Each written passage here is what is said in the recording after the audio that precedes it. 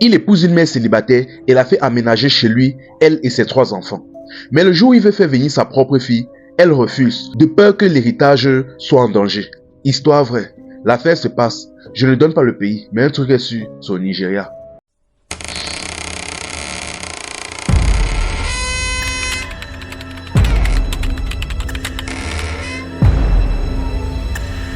Déjà, voici l'homme en question. Ici, on va l'appeler Ben. Un homme très riche, un homme qui a très bien réussi sa vie. Il a donc rencontré cette femme en question. Ici, on va l'appeler Nathalie. Applaudissez d'abord pour Nathalie. À ce moment-là, elle était une mère célibataire avec 3 enfants. Il a donc épousé la femme et il a fait aménager elle et ses 3 enfants chez lui. Et il a commencé à s'occuper d'elle et ses 3 enfants. Tellement il s'est bien occupé de ses 3 enfants, on pourrait croire que c'était ses propres enfants. Jusqu'à quelques années plus tard, il a commencé à vieillir et il est tombé malade. La maladie qu'il a touchée donc a commencé à le frapper de partout, de telle manière que il commençait déjà à sentir sa fin arriver. Sauf que vers ces derniers jours, un jour sa grande sœur l'appelle. Elle dit, Ben, franchement, je sais que tu es malade en ce moment même. Il y a une jeune fille qui est arrivée là à la maison et elle dit qu'apparemment c'est ta propre fille. Elle dit, je ne sais pas si tu te rappelles, mais il y a quelques années, avant que tu ne deviennes riche, tu avais enceinté une fille. Elle était venue montrer la grossesse, mais tu avais nié. Tu avais nié le moment là. Donc je ne sais pas si c'est par rapport à ça ou peut-être c'est un piège comme tu es maintenant un homme riche. Là Ben a commencé à réfléchir, il a dit oui c'est vrai. Je me rappelle qu'à l'époque, j'étais parti travailler dans tel pays, dans telle société, dans tel pays et j'avais enceinté une fille, mais le problème est qu'à ce moment-là, je n'avais encore rien et j'avais peur des responsabilités, donc j'avais nié la grossesse. Donc la jeune fille là, ce qu'elle dit c'est vrai. Elle doit être ma fille. Il a donc programmé un rendez-vous pour voir la fille. Il a vu la fille, ils ont discuté, ils ont échangé, bref, tout s'est bien passé. Maintenant, quand il est rentré, donc, il a appelé sa femme, il a expliqué la situation à sa femme. Il a dit à sa femme qu'il veut faire venir sa fille dans la maison. Sauf que sa femme a dit que non. À l'époque, tu as nié. Pourquoi aujourd'hui, tu fais comme si... Mais continue à nier. Tu veux la faire venir dans la maison, mais par rapport à quoi? Il dit que non, il faut nier. Je ne veux pas voir la fille là ici. Il dit que mais là il s'agit de ma fille, tu ne veux pas la voir comment? N'est-ce pas toi quand j'étais pris, tu avais tes 3 enfants, je vous ai pris, je vous ai mis ici. Pourquoi à mon tour quand je veux faire venir ma fille, tu refuses? Elle dit que non. À l'époque tu avais nié. Continue à nier, je ne veux pas la voir dans cette maison. Il a supplié, fatigué, elle a refusé. Il a appelé ses parents. Ils ont fait la réunion familiale. Tout le monde a supplié la fille, a supplié Nathalie, mais elle a refusé. On l'a supplié, fatigué, mais elle a refusé. L'homme est resté comme ça. Finalement, il a dit que ok. L'homme s'est assis, il a commencé à réfléchir. Il a dit que actuellement où je suis là, je sens que si j'attends, je sens que la maladie est en train de finir avec moi. Je ne suis pas sûr si je vais tenir longtemps. Et si il décide de lancer les procédures pour faire l'acte de naissance, patata, reconnaissance de paternité, test ADN, tout ça, ça peut trop durer, ça peut aller même jusqu'à 3 ans. Donc, là, il a causé avec sa soeur. Il a dit, j'ai une idée. Parce que actuellement là, ma femme là, j'ai l'impression que son problème c'est beaucoup centré sur l'héritage. Elle a peur qu'en venant venir ma fille ici, ses enfants n'héritent de rien. Voici ce qu'on va faire. Vu qu'il n'y a pas le temps d'aller faire la reconnaissance de paternité et tout ça, je vais donc épouser ma propre fille.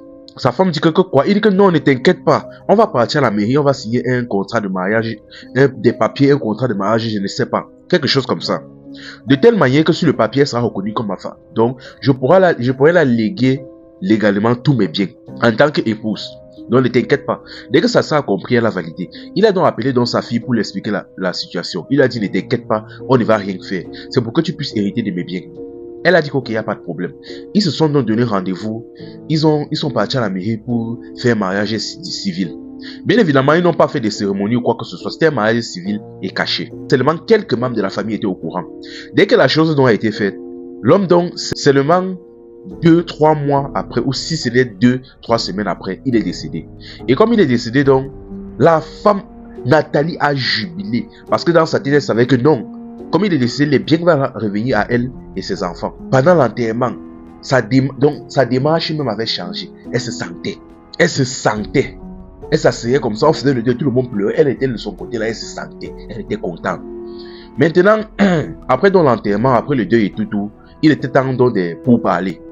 On a donc fait appel donc au notaire et à tous les membres de la famille. Il était temps donc de lire le testament. Ok, le notaire donc a lu le testament et le testament disait clairement L'intégralité de mes biens revient à mon épouse. Dès qu'on a dit ça, Nathalie a jubilé, dansé.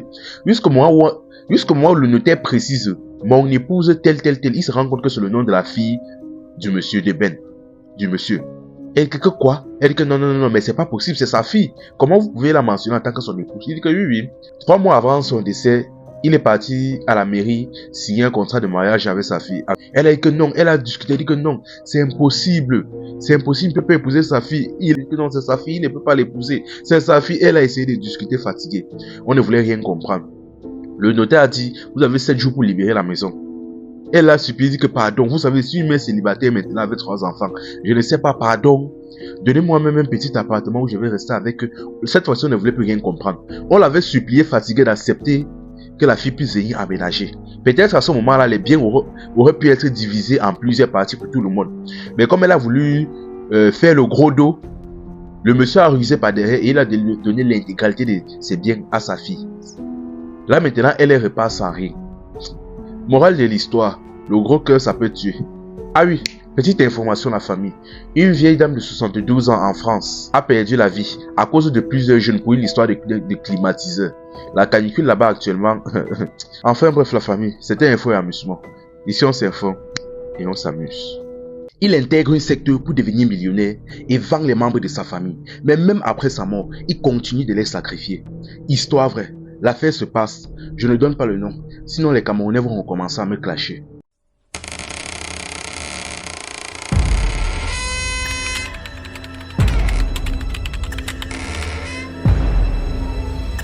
Déjà, voici le jeune en question. Ici, on va l'appeler Nganou.